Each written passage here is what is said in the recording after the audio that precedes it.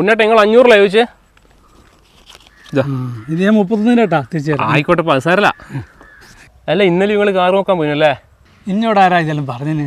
എനിക്ക് റിപ്പോർട്ട് കിട്ടിന് മോനെ. എന്നാൽ പിന്നെ നിങ്ങൾ വരുന്ന വഴിക്ക് മാളിലും കയറി മൂത്രം വെച്ച് ഡ്രസ്സ് നോക്കിയിട്ട് വന്നിട്ടുണ്ടാവും അല്ലേ? എല്ലാം ഉണ്ണേട്ടാ, ഇതൊന്നും നിങ്ങളൊന്നും പറയാത്തത്. മാളിൽ പോയിട്ട് ഡ്രസ്സ് എടുക്കാനാവുമെങ്കിൽ ഞാൻ എന്നോട് 500 രൂപയ്ക്ക് കടം ചോദിക്കുക. ഒരു 500 റുപ്യ എടുക്കാനില്ലാത്തയാളാ കാർ നോക്കാൻ പോകുന്നത്? സന്തോഷേ, കാറ് നോക്കാൻ ഷോറൂമിൽ പോയാൽ അവിടുത്തെ പിള്ളേർ നമ്മൾ ഇറങ്ങുന്ന വരെ സാറേന്നാണ് വിളിക്കുക. അതൊരു രസമല്ലേ? അതുപോലെ ഡ്രസ്സ് എടുക്കാൻ ഷോപ്പിൽ പോയാൽ എത്ര ചേരാത്ത ഡ്രസ്സ് എടുത്താലും അവർ പറയും സാറ് നന്നായി ചേരുന്നുണ്ട്. അല്ലെങ്കിൽ പറയൂ ഏട്ടൻ ഡ്രസ്സ് ഇട്ടാൽ നല്ല ഭംഗിയുണ്ട്. എല്ലാം ബിസിനസ്സിൻ്റെ ഭാഗമാണെന്ന് അറിയാം.